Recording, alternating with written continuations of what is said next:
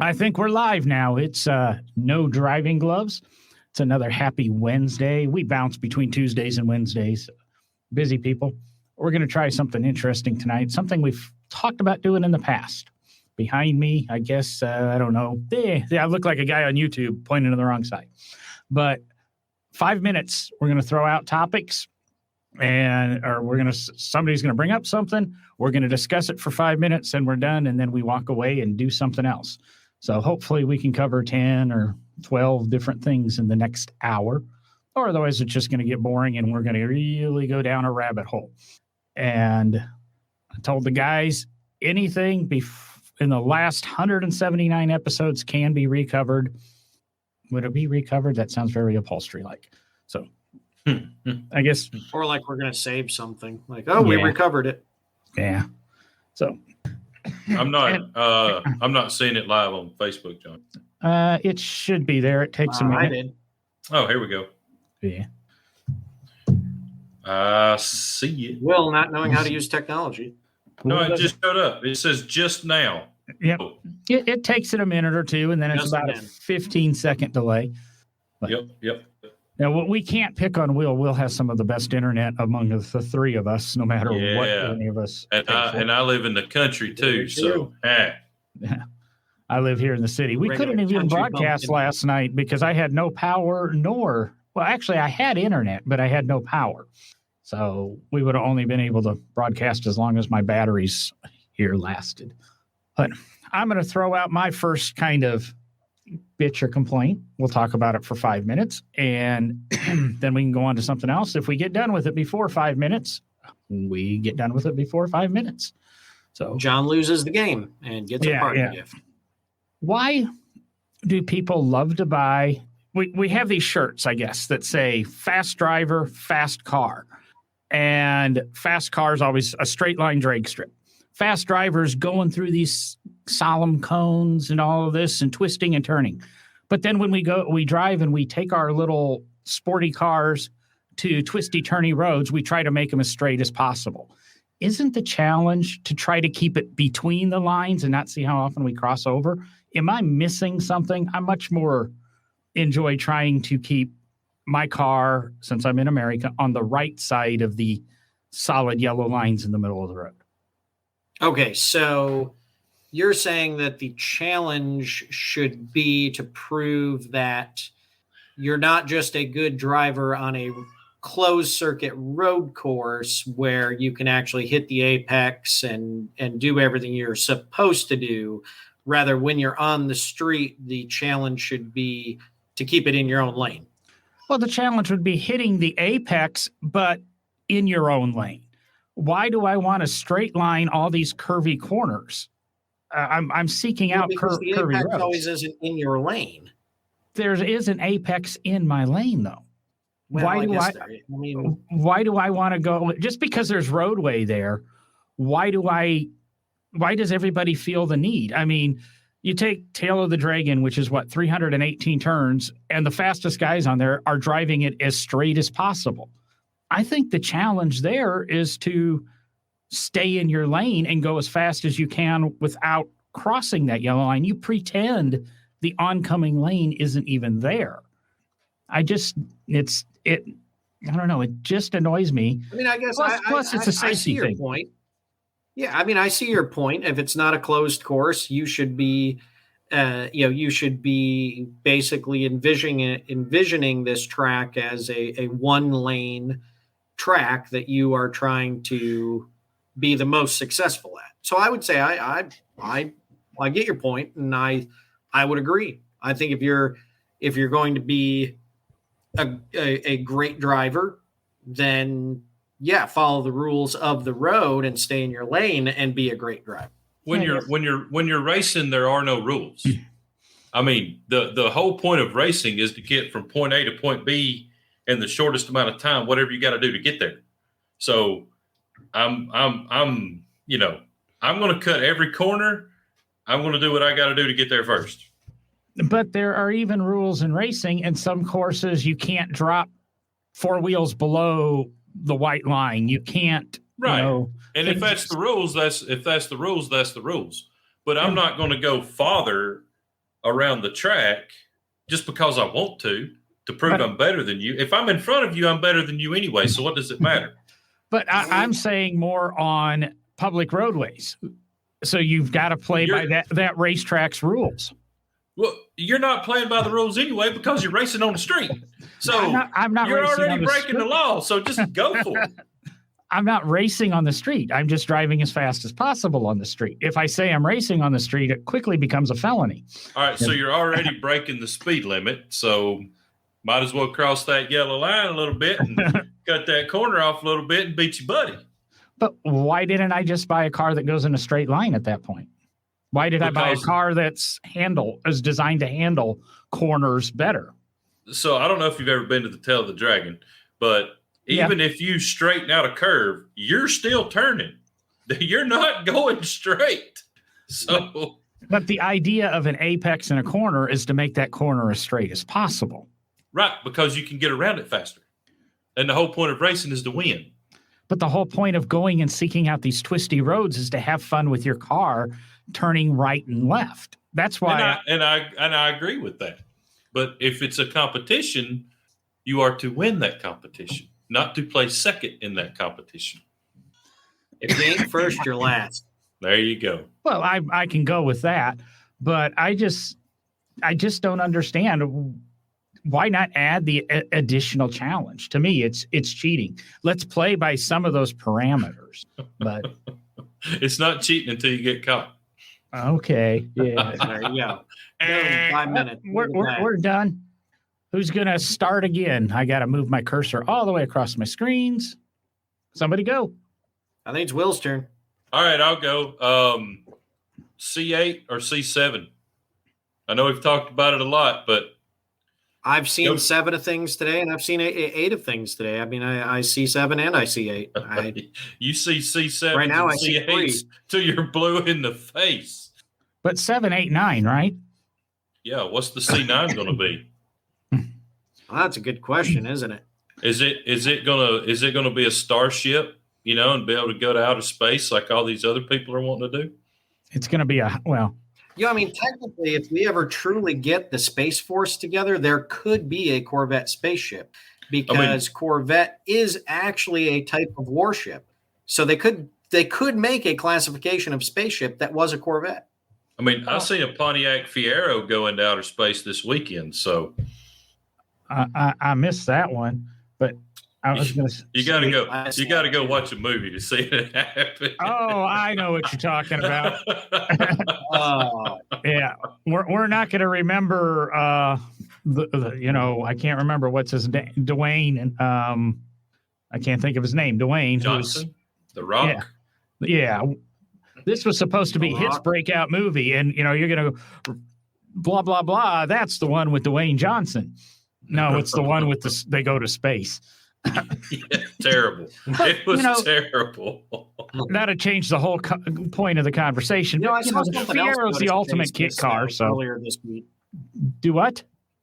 I saw something else go to space. Was it earlier this week or last week? But it Oh, wasn't yeah. anything like a We Fiero. talked about that last week, Derek. I made reference to Jeff. Oh, sorry. Jeff's. Okay, so moving on. We're not moving on. Yeah, We had almost 3 minutes to discuss Will's thing here that I already forgot what his topic was. Boy, Do you prefer the C7 or have you migrated over to the C8? I've never found How the do you feel about C8 an ugly car. I haven't had the opportunity to drive one yet, but mid-engine's better. I'm sorry. So you think the C8's an ugly car? No, I think it's an attractive No, he car. said it's a nice car. Yeah, I it's- thought you said it was an ugly car. Okay. No, it's an attractive car. The C7 was, to me, a very busy car. I actually had a post from 2012 or 2013 that popped up in my memories on Facebook a few weeks ago where I was making reference to it because it looked so much like the Ferrari. I think it was the F12 was the current car that was similar to it at the time. And yeah, the C8 has some Ferrari to it and some, a little bit of this and a little bit of that. But I think mid-engine's better handling, harder to drive. but and then the new Z06 that's all of a sudden popped up in the press in the last 7 or 8 days. You know, it's one of the reasons I don't know if I would have run out and bought a C8 just to be the first guy on the block.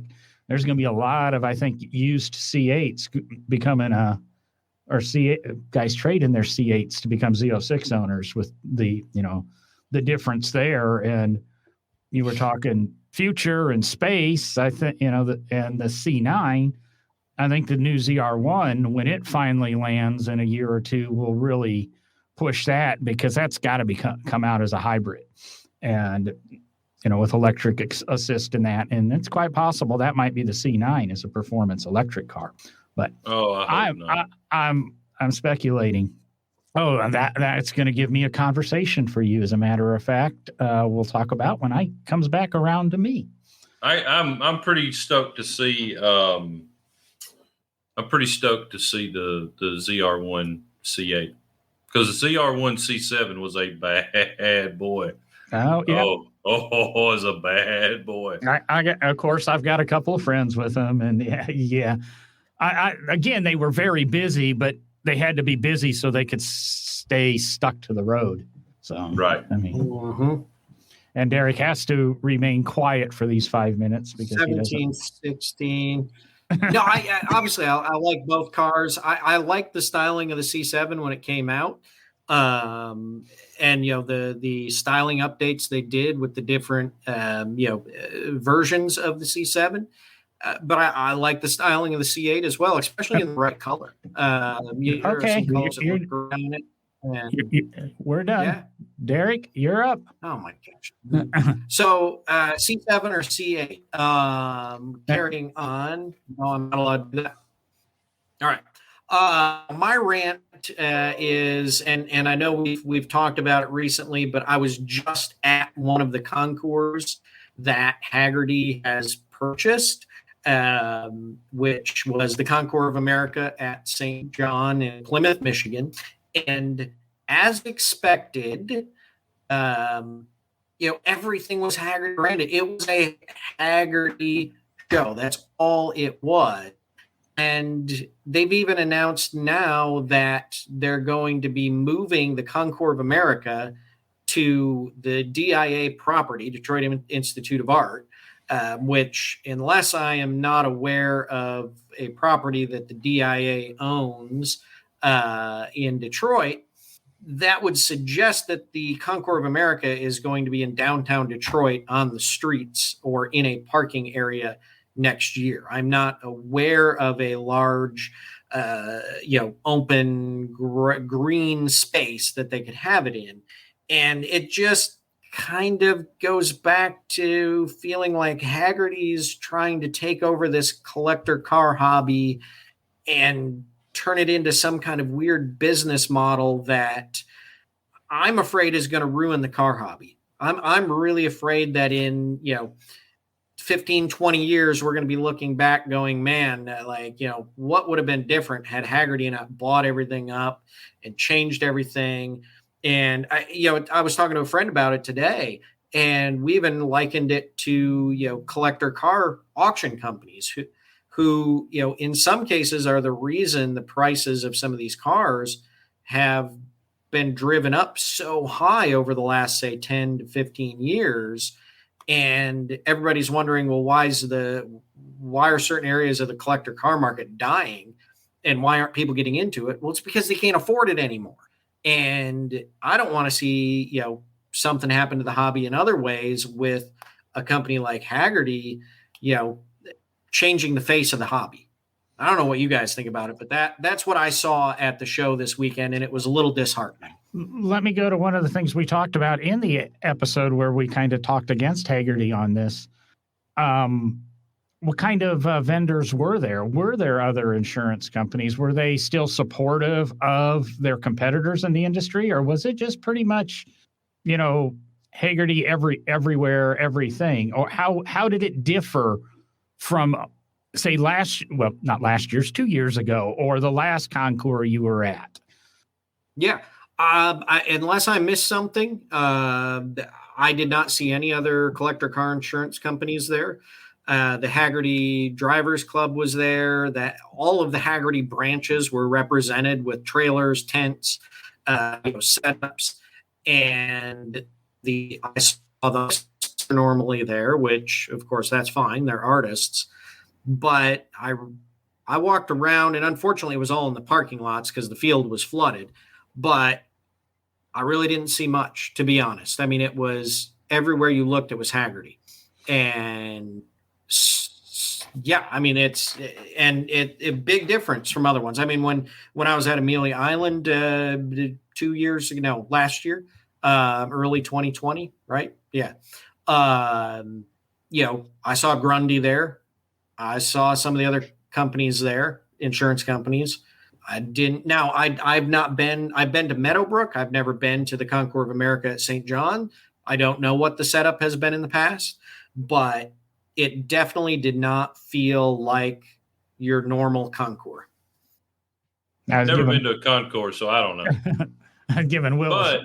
But real quick, let's say, I mean, I hadn't been to a Concours ever. So are Concours dying? I know if you look at some of the auctions that are happening, the hot rods are doing better than the restoration cars. So are people migrating towards hot rods versus restoration? So Haggerty might have done a good thing by coming in, sponsoring all this stuff, buying this stuff, and trying to promote it and get more people back to the, original type of stuff versus a hot rod. I have an answer. I want to see that because I'm hot rod. But Derek has an answer, but maybe we'll have to revisit this. I'm going to Concours have added hot rod classes. Okay. Yeah. Before I got the timer reset. Well, we got a comment about 6 minutes ago, right before Derek went on his, monologue. Rant. Randy Pierce. I don't have much say on this one, but limited slip or positive, I guess, posit traction. Will, are you probably a big one on this? Honestly, I don't know much about it, but I'll give it a shot. Positive traction is both wheels spinning equal all the time. Limited slip, you've got one. Both of them spin, but one starts to spin, the other one will pick up, and they'll both spin. That's what I think it is. I mean, we run limited slip in everything we build. We never run a spool or positive traction or whatever you want to call it, where both are locked up at all times. It makes it hard to turn, stuff like that. It's not really hard to turn if you're, driving, but we do a lot of pushing around here. So, and like a drag car, you want the power to both rear tires, all of it, and when you got tires, this wide on the back, and you turn and they're both locked and one's got to spin faster than the other, it makes it a little tough to push a drag car around. So that helps you. I think this goes back. We had a comment or a question on one of our previous episodes, and the answer, I truly think the answer a lot of times is, what is the application? Right. It depends on what you're doing with the car, limited slip versus posi traction. Are you doing drag racing? Well, get posi because you're going to put more power to the ground quicker with a posi traction in a drag car. Limited slip, you're going to use that for different purposes. So to me, I guess it's what the heck are you using it for is going to be how you get your answer. Now on a street car, like Will's saying, posi rear ends are kind of hard because you start making hard corners and you get that back end kind of hopping a little bit and you feel it. I mean, think about your 4-wheel drive trucks when they're locked into 4-wheel drive and you take a hard turn, they start jumping on you. So you're going to want to be going mostly straight line if you're running posi. That's exactly what I was going to say. Is it really comes down to your use. If you're drag racing, if you're trying to drive the tail of the dragon as straight as possible, throwback.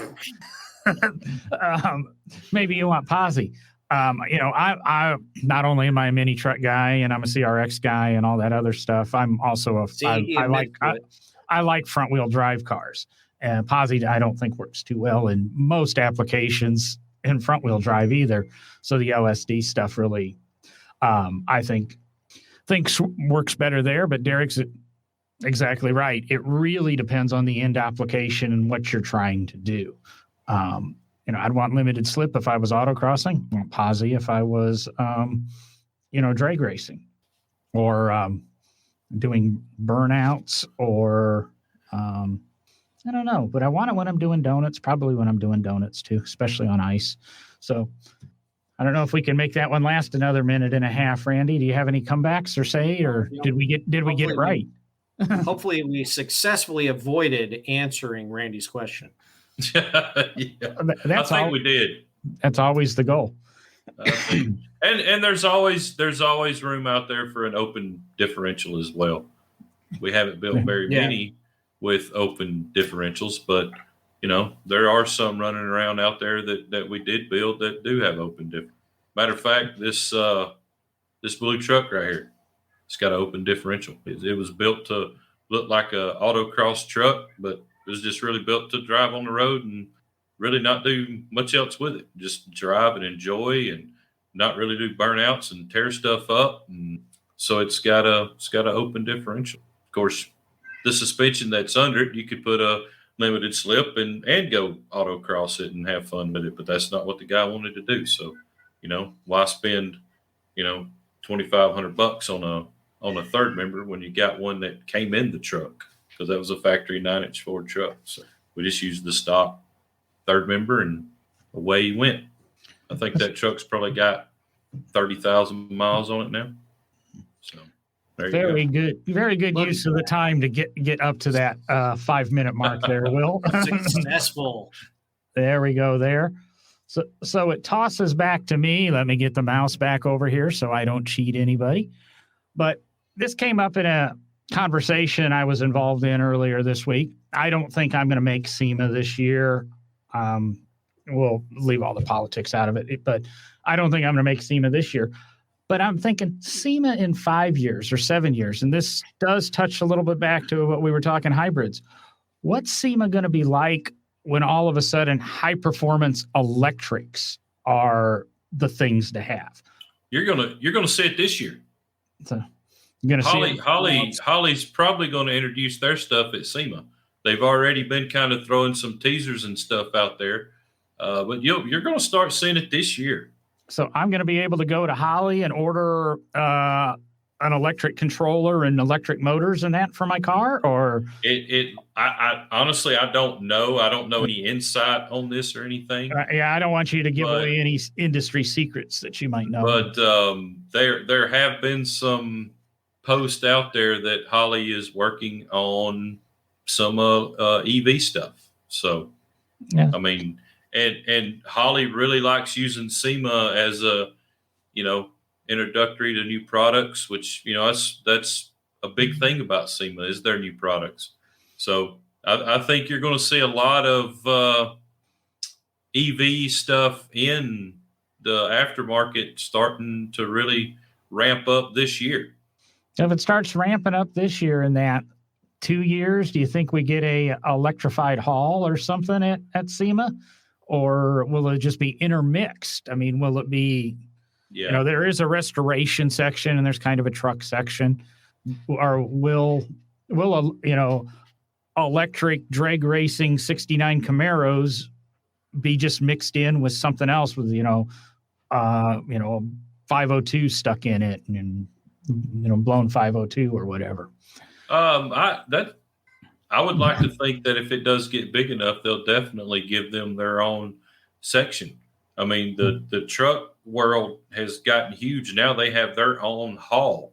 The new West Hall is nothing. Well, no, there is some automotive detailing stuff in that hall, but most of that whole hall is nothing but, sport truck accessories and overland camping stuff. And that's what most of that hall is. So, I could definitely see them getting their own section, somebody creating their own, the hot rod side has a hot rod industry alliance. So there'll be something about EV stuff in there. And I hate to say, unfortunately, because I'm not an EV guy, but I wouldn't mind doing something with electric, but It's definitely not what we do here right now. Oh, it's on its way, Will. And I know. would say I'm going to say in 5 to 10 years, SEMA is going to be very quiet, especially the drive out front or the load in, load out. It's going to be very quiet. I hope you're wrong. A lot of guys are going to get run over. I always laughed about that. And my ex-girlfriend, before we started dating many years ago, she even had a blog post where she almost got run over by a Prius. And I'm going, how do you not hear it? And I can't say I have almost been run over, but there have been times that a Tesla's went by and yeah, I guess it was pretty quiet. So it's on a nice, smooth, slick conference center hall. I guess they could be virtually silent. Then how long till we have hovercrafts there for flying cars? Electric flying cars? Well, they kind of make sense. I was just reading about an electric. There's an electric Do they go? There's a company. I don't know if they're selling to the consumer yet, but it's an electric twin prop. What is it, like a Cessna?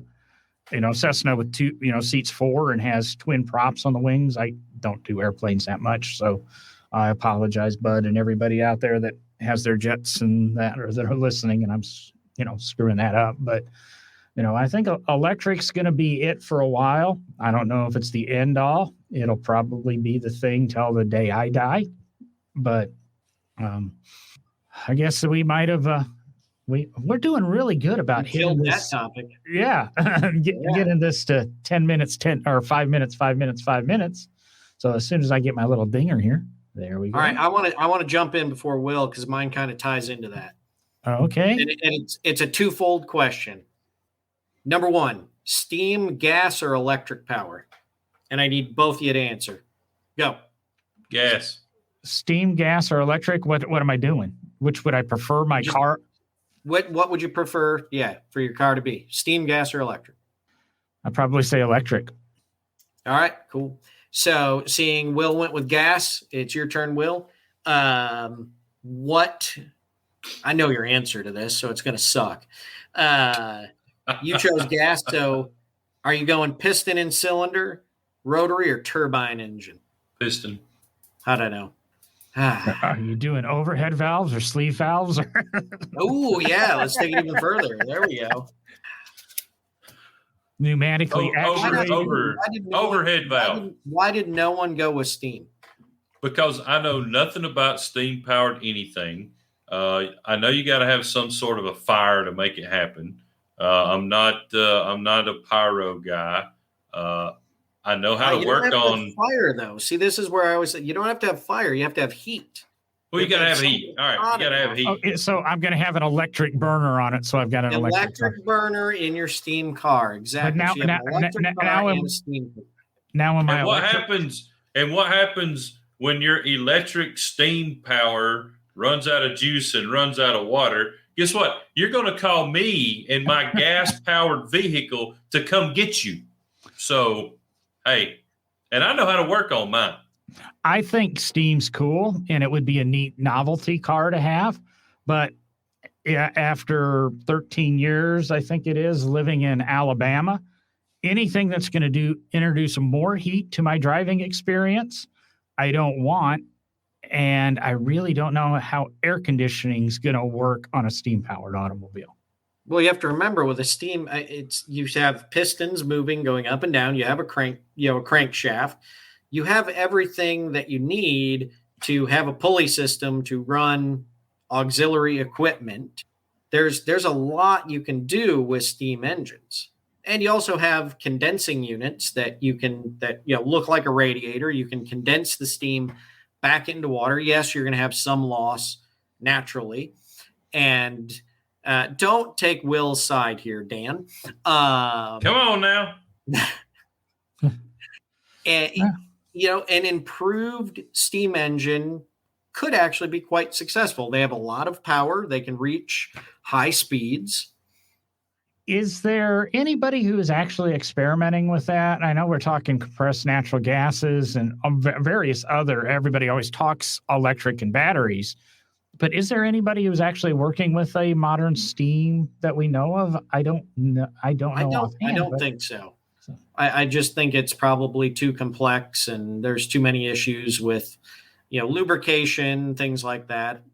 I like to play devil's advocate, but of course, with steam, you have to have steam lubricant. You have to have all those things go into it to make sure it's not going to cause issues, because you're basically using complete water vapor to run something. So corrosion is a high factor, and water isn't exactly a lubricant. So, boy, I'm sure glad this isn't an adult-oriented podcast. It's quickly becoming. I will say that. No. I don't know. I'm just going to stick with what I know, and I'm not trying to be closed-minded here. I love learning stuff every day. I wish I had an old steam engine sitting out back. I could go learn how it operates and make it operate more efficiently and give it more power and everything else. But, like I say, as of right now, gas piston. They're great novelties, and I like electric mainly for the technological aspect. I mean, when I've been was shopping cars recently, I was still checking out my ELRs and Chevrolet Volts again. And some of that's conceding to Will, because I want that a Cadillac ELR and a Chevrolet Volt technically are 100% electric driven vehicles. They just happen to carry a 3-cylinder gasoline motor that is a generator to recharge the batteries. They virtually aren't powered by that motor or I'm stuttering. So who's up now? Will? I guess it's me. All right. Manual transmissions. Why are they disappearing? I mean, all right. I understand technology. I get it. All race cars are automatic because they're faster, kind of like we talked about earlier. It's all about beating your buddy to the finish line. But manual transmissions, why are they leaving? Will we ever see them again? And who will be the last person to offer? What manufacturer will be the last one to offer a manual transmission in a vehicle? Well, you've already answered your question. I mean, as technology improves with the automatic transmission, dual clutch, all the different things we've got going on, they're quicker, they're, better on gas mileage, all those things. So of course the major manufacturers are going to just switch over to them, because it's going to give the majority of the consumer the consumers buying the car, what they want. Those of us that still want manual transmissions in our vehicles are the minority in the world right now. And, it sucks because they're doing that.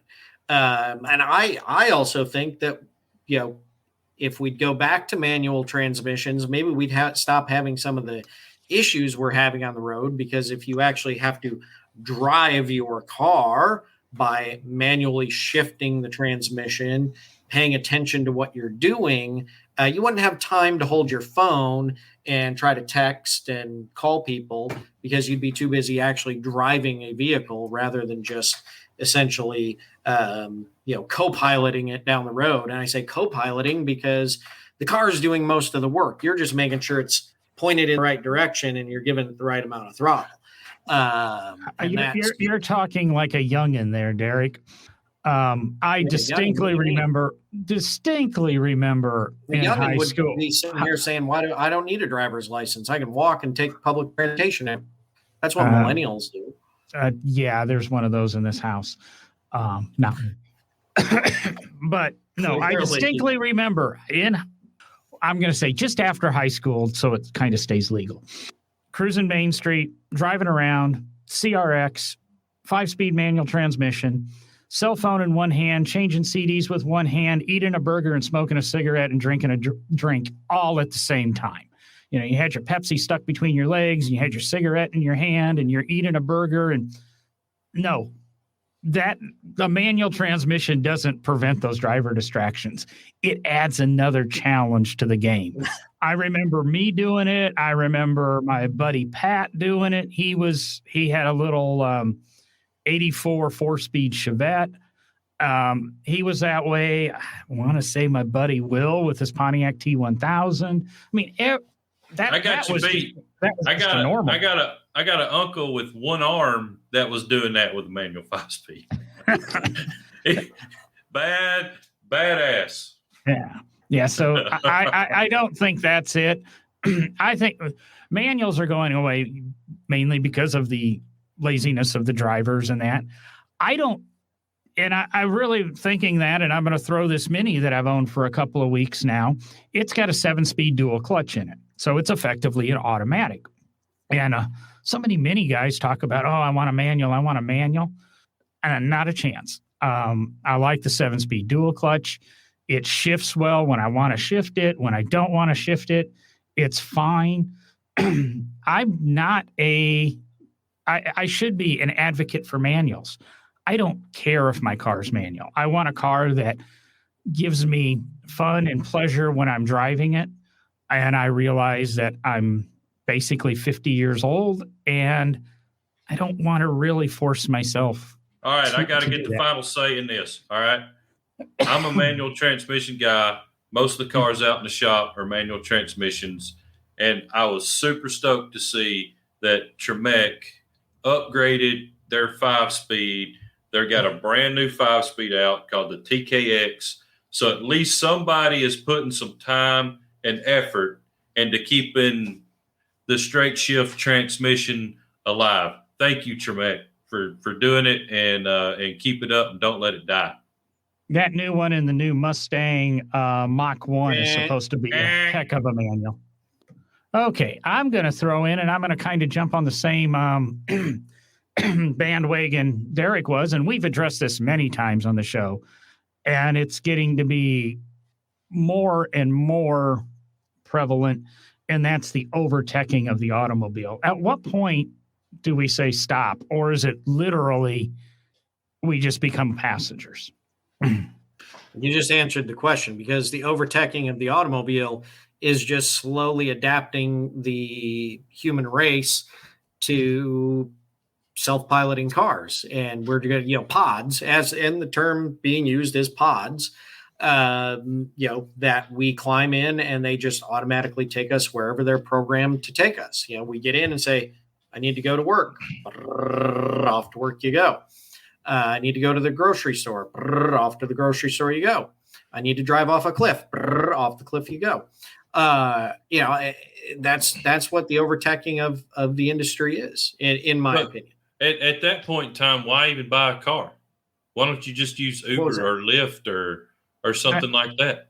I honestly think that's what it's going to come to. And it's one of the, like Judge Dredd or something kind of covered that in a movie 30 years ago, that you'll just get out your phone, you'll push a button, 2 or 3 minutes later, the car will pull up in front, you'll get in it, you'll have already told it where it's going, and it's just going to bill you, just like Uber, for taking you somewhere. And then when you go to leave, the grocery store or whatever, all of a sudden, you come back in something else. I guess when you use Shipt or something to have your Target order or your grocery order delivered, it'll probably be just a pilotless car. Some robot will do your grocery shopping, put it in the pilotless car, and the thing will drive itself over. And there's a couple of places in this country that allow driverless cars right now as an experiment. So, we could make this really cool, because if we had driverless cars, there is a greater chance that Knight Rider could actually exist. Knight Rider it existed a long time ago. What are you talking about? But I mean, in reality, not on a TV show. He's been here. Have you not been to any World of Wheels in the last 15 years? Knight Rider's here. You know what I mean. What are you talking about? You're delusional, Derek. You are delusional. Knight Rider Kit is real. Kit is real. And yes, Elvis is still alive, and Kit is real. There you go. It was unfortunate when Carr passed away. The Hoff will be happy. Don't hassle the Hoff. He's going to be happy that there's driverless cars. So that raises another question. Driverless cars, Who's going to insure them? Haggerty. Oh, Well, in theory, they won't need to be insured because they should not crash into each other. Yeah. Okay, that's. And since they will all be owned by some entity, probably Elon Musk or Jeff Bezos or Haggerty. or McKeel, will there be a need for insurance? Because I'm sure that app that you called the car with has a disclaimer that if you were injured during this transport, they cannot be held liable. Yeah, but I guarantee there's a lawyer out there that'll win that. Let's see, Instead of ambulance Zuckerman from Spike's tracers. Car Radio. I want to hear. Were you injured by a driverless car? Right, exactly. In a door? It's not ambulance chasers Will anymore. It's Posey. driverless car chasers. I can already see that ad in 10 years as this technology comes. Were you injured by, enough Teslas are hurting people when they're in autonomous mode, even though they don't, quote, have autonomous mode. But I'm just tired of all the overteching. It was so nice to get the Mini, and it doesn't have the blind spot detection, which I love so much in my last 3 or 4 Fords. But the Mini doesn't have it, and I have to use my mirrors. And why I don't want the manual transmission, I do like the ability to actually have to use a mirror to make a lane change. I was so dreading that, but hey, I can. Hand signals. Randy said it right. Call Alexander Shannara. No, There you go. I've got cool British flag taillights in mine. Who's up next? All right. So carrying on in that vein, kind of continuing from that discussion, when we either go all electric or all driverless car, what happens to all the classic and antique cars that we love and want to drive on the road? What do we do with them? Still going to drive them on the road. We've talked about that before, and I think it's going to be just like horses. John, you laid out the rules in the beginning, as long as it wasn't asked on this show, I know. not on this episode. Not what we talked I about was before. just saying, I'm We going to talked about repeat it. what we've said in Let's lay it previous out. shows, that it's going to be just like the horse. The horse used to be on every road and all of that. And yeah, they're still permitted on the roads. And I think gas-powered vehicles will be till the point they become a nuisance. Not that a horse on the road isn't a nuisance. Sorry, horse lovers out there. But cars are going to end up going to racetracks and these country clubs. And they are, just like horses, going to be toys of the wealthier or the privileged, not necessarily the rich, because there's still middle-class people with horses. And there will be still middle-class people with cars, but they will be used in controlled environments. There won't be public use of them. You know, See, I disagree. you I might totally keep it at your house, but your electric Tesla truck or your electric Riven, we'd like to have you on the show. Or Riven, I can't remember how it's pronounced. Another reason we'd like to have you on the show. You know, it would pilot you to the racetrack with your car. You had your petrol powered automobile to the racetrack. So that's where I think it's going to become. They're just going to be toys. Can I just say, No, real quick before Will jumps in, well played, horse, because you used to tow vehicles. Now you're loaded into trailers and towed by people. Well played. Oh, so I disagree. I think that the hot rod crowd, the antique automobile crowd, the whole point of having them is getting out and driving your vehicle. And if the government shuts down you being able to drive a vehicle, man, that's going to be bad. But you said it earlier in this episode, and I said, well, there's one of them in this house. He does not. He just turned 17. Yeah, but that ain't all of them. Won't even pick up a driver's ed book. That's his problem. There wasn't anybody in my high school class at 16 that did not want to get their driver's license. And he's not the only one in his class. And I think as we progress through the years, there's going to be more and more of them. Now, his logic drives me nuts in that it's, why do I need to get a driver's license? You guys drive me everywhere. Well, the logic will be, why do I need to get a driver's license? The car takes me everywhere. So it's not going to be an immediate thing, but I'm betting in 20 years, there's not going to be that desire to get driver's license as we have the self-driving cars. See, I disagree. I couldn't disagree more. Okay, yeah, there's. Don't get me wrong. I've got some cousins and stuff that, grew up in cities and they didn't get their license till they were 17, 18 years old. Matter of fact, I've got a guy that works for me. His daughter, I think, 17, and she doesn't have her license yet. And I see it. I see it every day. Well, I mean, in New York City, that's very common. You think about all of the younger guys that are going to car shows that do like cars. Go to a Good Guys event. I'm not the young crowd anymore. There's a crowd coming up that's a good bit younger than I am. And seeing that happen is awesome. And there's always a bunch of kids at car shows running around. And it don't take everybody wanting to drive a car. It just takes a lot of people liking old cars, and that's the case. I mean, go to SEMA.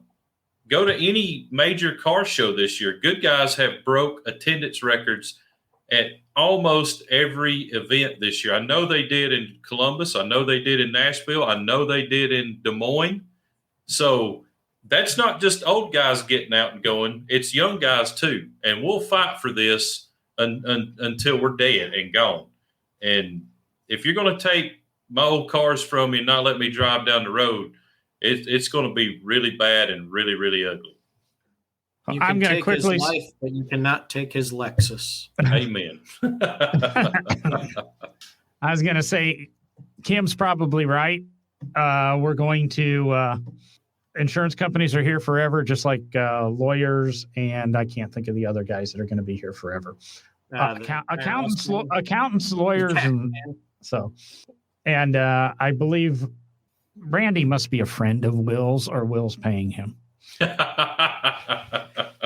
Yeah, I think so. I think Will's cutting him a check.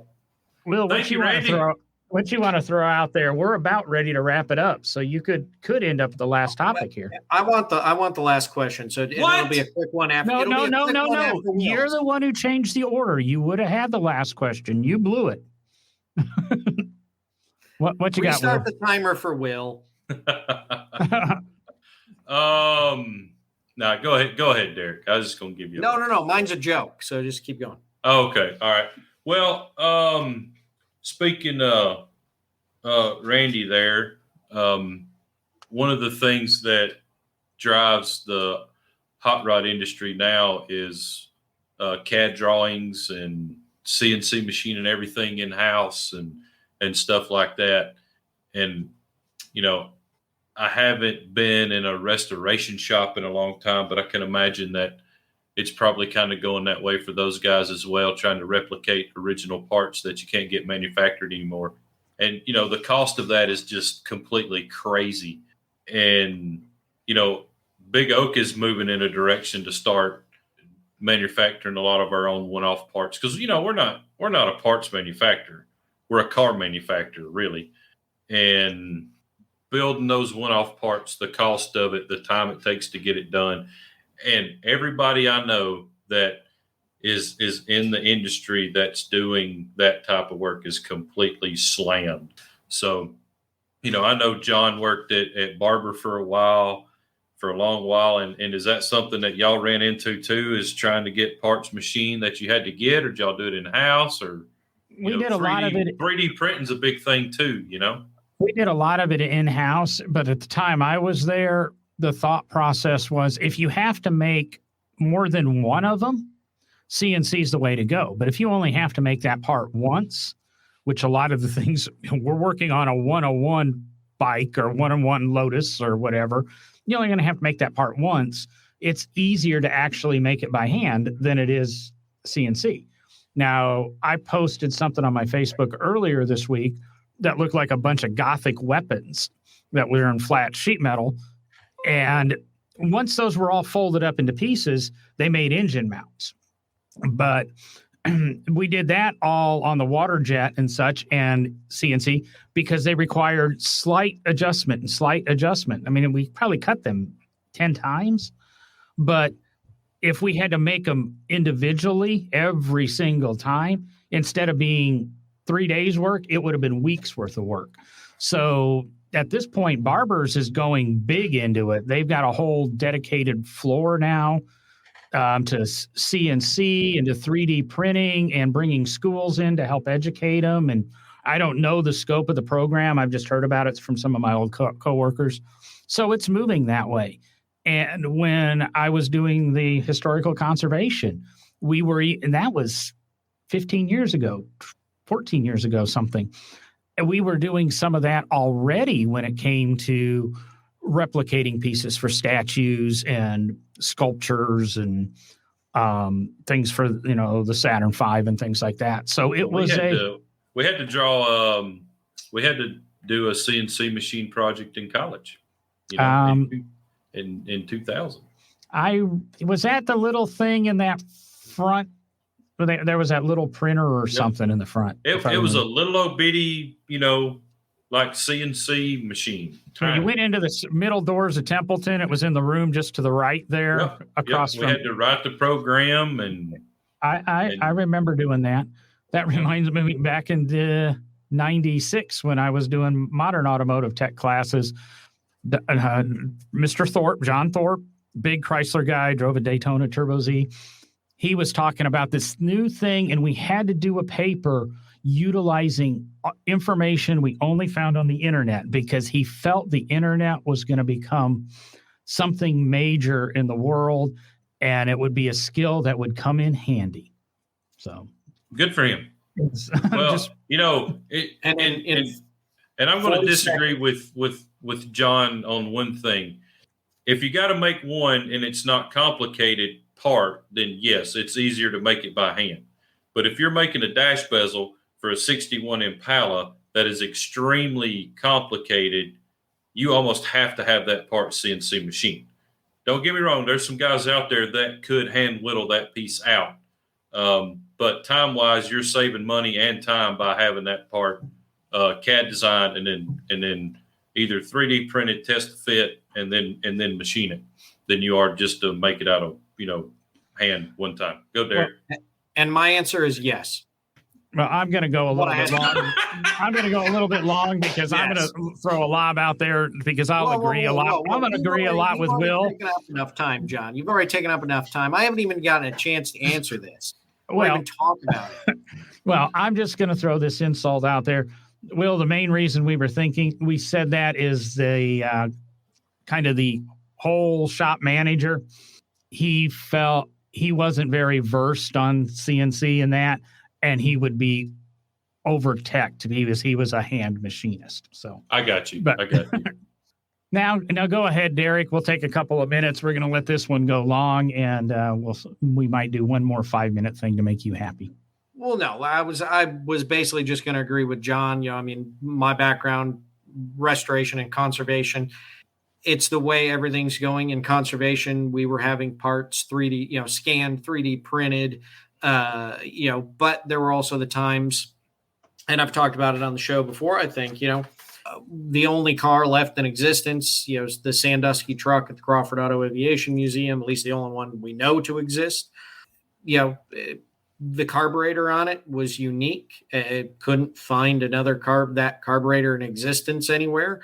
And just a couple of the parts were wrong on it. So go over to the lathe, put a piece of, throw a chunk of brass in and turn up the knobs you need for the carburetor. And that's, I spent half a day making parts to get the carburetor working. And it's just the way, every restoration shop I know, especially if you're in antique cars or classic, more so antique, a lot of the classic cars you can find parts for still. You get into the early stuff, you're going to be making parts and you're not going to be go out and buying them and finding them. You're going to be 3D scanning and printing. And so what about, sand casting?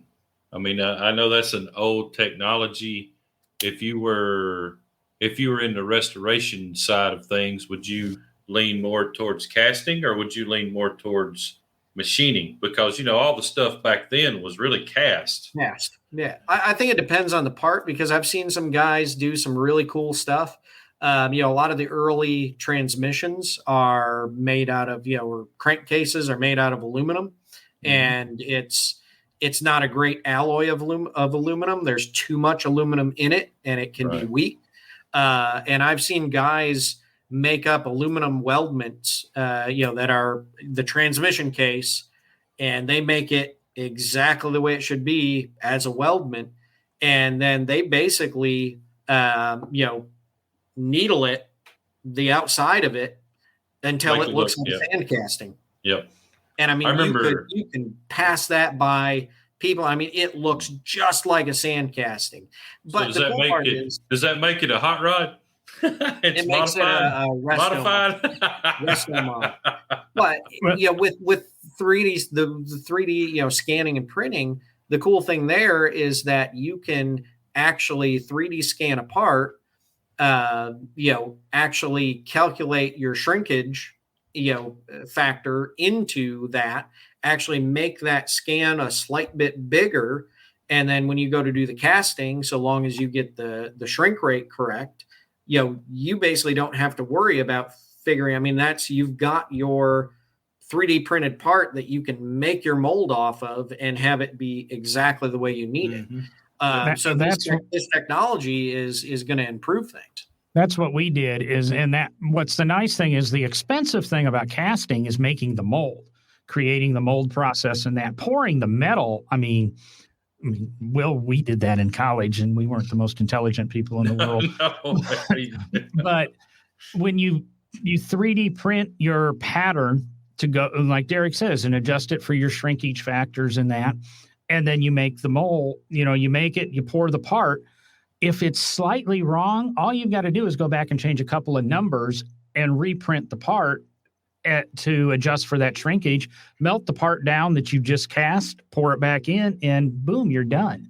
If it's a cast part originally, you can't really, to me, exactly replicate that casting, but creating molds, which is the most expensive part about casting things, is not that complicated now. And I mean, I've got a 3D printer in this office. I got a laser engraver. I got a CNC in the garage. So me as a poor guy in Birmingham, I've got the tech. So it's not out of reach of anybody or any shop anymore. Mm-hmm. All right. So last question. Tonight's title is Round Robin. How do we feel about the Reliant Robin? A lot of them become round as they roll and roll and roll. Oh Lord! I never even thought of the Reliant Robin. I was looking for actually a robin, the bird, to put on the graphic for the show tonight. But I think you're gonna have to use a Reliant Robin now. No, I've already created the graphic. It's going to be whatever was on the post earlier.